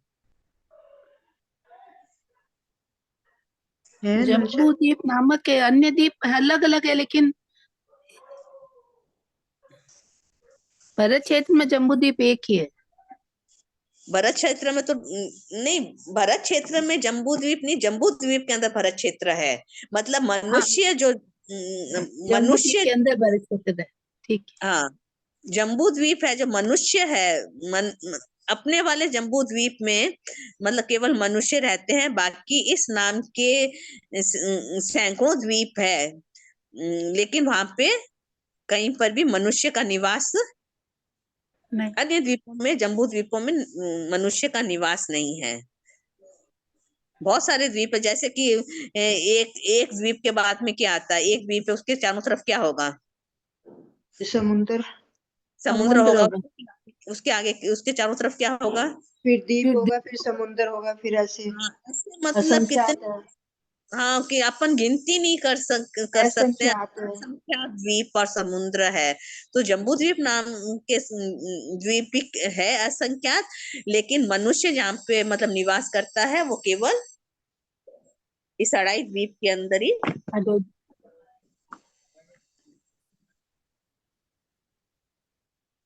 4 मंगल कौन से हैं? अरे, मंगल, सिद्ध मंगल, साहु मंगल, केवली पंत, धम्म मंगल, 4 मंगल, अधीन, सिद्ध, साधु और केवली प्रभु। केवली पंत। अच्छा, प्रमाण का आप कोई मेरे को बताएंगे? इसका इसमें रिकॉर्डिंग में भी 2 बार हो चुका है, वैसे समझा भी चुके हैं। प्रमिला जी ने तो बहुत अच्छा समझाया भी था मेरे को। प्रमाण कितने हैं? तो भूल गई। वो मैंने बोला कि दर्शन का विषय है ये, अपन लोग मतलब इस ज्ञान में थोड़ा नया विषय हो जाता ना। 4 प्रमाण हैं। प्रत्यक्ष प्रमाण, अनुमान प्रमाण, उपमान। हाँ, वो पहले किया था। उपगम। आया याद? याद आ रहा है। किया था। किया था ना। जो नया विषय होता है ना तो फिर इसको भूल जाते हैं। पहले जैसे अपन इसमें इसमें तो पढ़ते हैं ना अपने प्रतिक्रमण में तो आते हैं ना 4 प्रमाण, 7 नए, 4 निक्षेप, 4 प्रमाण। याद है? अपन प्रतिक्रमण करते हैं तब उसमें आता है ना 4 प्रमाण। उसमें तो आते हैं 4 प्रमाण हाँ, तो नीचे। वही वाले 4 प्रमाण ये हैं। 7 नए आते हैं, 4 निक्षेप आते हैं, 4 प्रमाण आते हैं। उसमें अपने उपाध्याय जी उसमें वंदना में, चौथी वंदना में आते हैं। तो प्रत्यक्ष में क्या आएगा बताइए?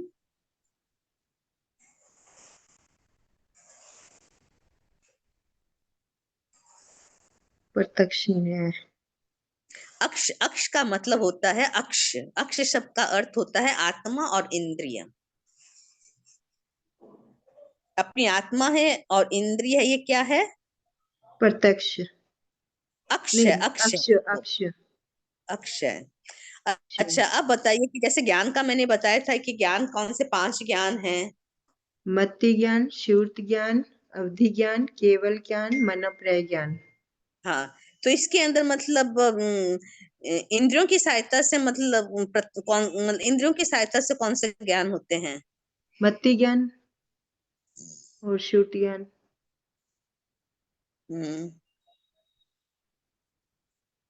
प्रत्यक्ष ज्ञान कौन कौन से होते हैं, परोक्ष ज्ञान कौन कौन से होते हैं?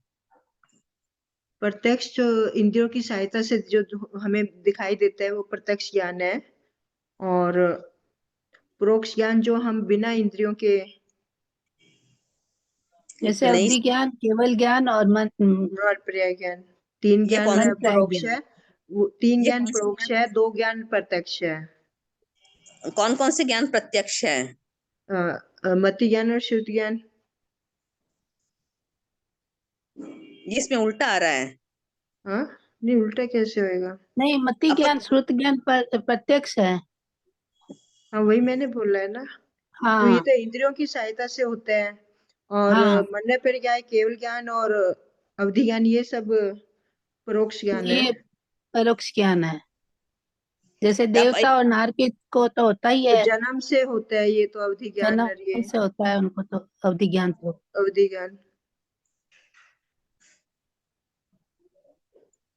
प्रत्यक्ष ज्ञान कितने, प्रत्यक्ष ज्ञान कौन कौन से हैं? इंद्रिय प्रत्यक्ष और नौ इंद्रिय प्रत्यक्ष। जैसे देखिए, इंद्र की सहायता से जो होता है ज्ञान, वो प्रत्यक्ष हो गए। हाँ, जो बिना इंद्रियों से होता है वो परोक्ष ज्ञान हो गया। देखिए, निश्चय में अवधि, मन पर्याय ज्ञान और केवल ज्ञान प्रत्यक्ष है, और व्यवहार में इंद्रियों की सहायता से होने वाले ज्ञान भी प्रत्यक्ष है। इंद्रियों की सहायता से जो ज्ञान होता है वो परोक्ष ज्ञान होता है, लेकिन व्यवहार के अंदर अपन बोलते हैं कि ये इंद्रियों से ज्ञान होते हैं, वो क्या है, प्रत्यक्ष ज्ञान है। जैसे अपन इसमें नंदी सूत्र को अपना पढ़ेंगे ना, तो उसमें आएगा कि प्रत्यक्ष ज्ञान और परोक्ष ज्ञान का अलग अलग आएगा। तो उसमें इसमें भी परोक्ष आ रहा है, तत्वार क्या, सूत्र में भी करवाते हैं। हाँ, तो इसमें देखिए ये निश्चय और व्यवहार, व्यवहार के अंदर तो अपन इंद्रियों से जो दिखते हैं उसको प्रत्यक्ष कहते हैं,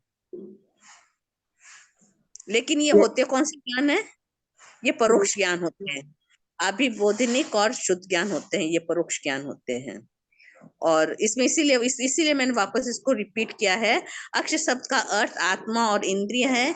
इंद्रियों की सहायता बिना जीव के साथ सीधा संबंध रखने वाला प्रत्यक्ष प्रमाण है। प्रत्यक्ष देखिए, अब इसमें आ गए ना अवधि ज्ञान, मन पर्याय ज्ञान और केवल ज्ञान। आप इसको ध्यान से पढ़ेंगे ना तब ये चीज समझ में आएगी। ये कौन सा वो है, ये कौन है से? ना, मेरे अंदर 38 पेज है, प्रमाण 4 है। इसको आप आज मतलब आज इसको वापस पढ़िए आप इसको, इसके बाद इसमें पूरे मतलब इसमें अगर कंफ्यूजन होने वाली यही चीज है कि अपन किसको प्रत्यक्ष कह रहे हैं और किसको परोक्ष कह रहे हैं। अपन प्रत्यक्ष उसी को ही कहेंगे जो मतलब जो इंद्रियों से सामने दिखाई दिखती है। देता है। हाँ, लेकिन इसमें है क्या, देखिए, इंद्रियों की सहायता बिना, इंद्रियों की बिना सहायता के जीव के साथ सीधा संबंध रखने वाला, ये मतलब किसी की इंद्रियों की सहायता नहीं लेनी पड़ती और जीव के साथ सीधा मतलब ज्ञान हो जाता है। ज्ञान प्रत्यक्ष प्रमाण है, ये प्रत्यक्ष प्रमाण हुआ, तो प्रत्यक्ष ज्ञान भी हुआ। ये जैसे अवधि ज्ञान, मन पर्याय ज्ञान और केवल ज्ञान, ये इसमें आपके डिफरेंस आएगा प्रत्यक्ष और परोक्ष में। इंद्रियों की सीधा संबंध रखने वाला तथा इंद्रियों की सहायता द्वारा जीव के साथ संबंध रखने वाला ज्ञान प्रत्यक्ष। इंद्रियों की सीधा संबंध रखने वाला, इंद्रियों की सहायता द्वारा जीव के साथ संबंध रखने वाला ज्ञान प्रत्यक्ष कहलाता है, जैसे इंद्रिय प्रत्यक्ष हो गए। अब निश्चय में, अब आप इसका आप डिफरेंस देखें, निश्चय और व्यवहार का, इसको आप डिफरेंस देखेंगे, इसको पढ़ेंगे, आप इसको अंडरलाइन करेंगे, तब आपको डिफरेंस पता चलेगा। निश्चय में तो कौन सा ज्ञान प्रत्यक्ष है, अवधि ज्ञान, मन पर्याय ज्ञान और केवल ज्ञान प्रत्यक्ष ज्ञान है। और अभिनिबोधिक और वो जो शुद्ध ज्ञान होता है वो परोक्ष है, लेकिन व्यवहार के अंदर इंद्रियों की सहायता से होने वाले ज्ञान भी प्रत्यक्ष है। व्यवहार में इसको प्रत्यक्ष कहा गया है, समझे आप। अनुमान का बताइए आप, अनुमान किसको कहते हैं? जैसे कोई भी चीज वस्तु हमें दिखाई दे, या कोई जैसे हम देखते हैं कि ये गाय है या घोड़ा है, उसका पहचान करना, लिंग की पहचान करना, अनुमान करना, या ये मतलब अनुमान लगा के करना कि ये वही है। नहीं, इसका ये नहीं हुआ, इसका वो हुआ कि जैसे कि मतलब कहीं हलवा बन रहा है तो उसके अपन को खुशबू आती है, तो ये अनुमान लगा अच्छा रहे हैं अपन। अच्छा, कहीं ये पे आग लगी हुई है तो धुआं निकल रहा है तो उसका अनुमान लगाना। अनुमान लगाते हैं, जैसे कि मोमबत्ती लगी समझ, हुई है तो अपन अनुमान तो ये लगा ले साधु है, जैन साधु है। कौन से मार दिए हैं। ठीक है अब ये ठीक है। उपमान में होगा कि मतलब किससे अपन कंपैरिजन करते हैं कि चांद सा सुंदर चेहरा या गाय के जैसे सफेद, ये क्या है उपमान, मतलब उससे उसका उपमा कंपैरिजन लगा, अंदाजा लगाना। में आता है। शास्त्रों द्वारा जो अपन को मतलब होने वाला ज्ञान आगम प्रमाण कहलाता है। जैसे प्रमाण ये 4 हैं, इसको आप इस विशेष करके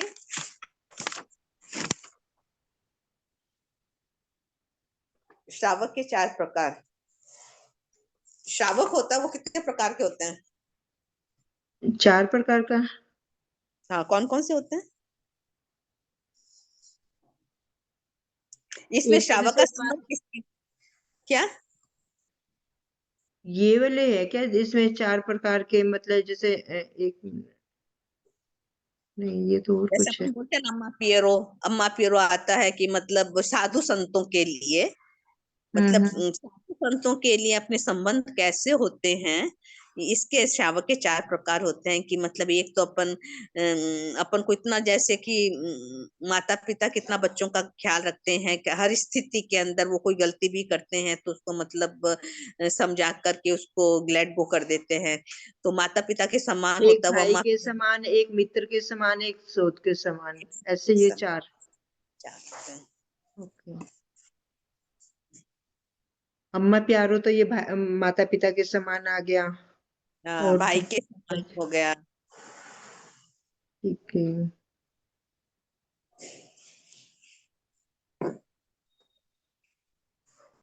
हेलो। हाँ जी। हाँ, करें या छोड़ें अब इसको? जैसे भी हो, सब चले गए क्या? लग तो रहा है। कौन कौन गया देखती हूँ।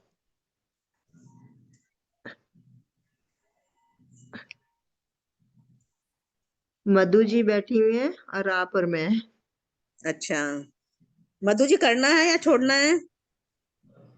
नहीं, अभी बस इतना ही करना है क्योंकि मेरे पास पीडीएफ अब मैं पढ़ूंगी, इसमें से अच्छा निकाल के, मोबाइल में से निकाल के थोड़ा सा। अच्छा, ठीक है, तो फिर कल करते हैं, ठीक है प्रमिला जी। जी जय ठीक है। जिनेन्द्र। जय जिनेन्द्र, थैंक यू जय दीदी। जिनेन्द्र। बहुत बहुत आभार आपका। बहुत बहुत धन्यवाद। आभार। धन्यवाद सर। बहुत आपने बहुत सुन। आभार सभी से। जय जय जिनेन्द्र। जय जिनेन्द्र सभी जय को। जिनेन्द्र। हम्म, बहुत बहुत धन्यवाद। बहुत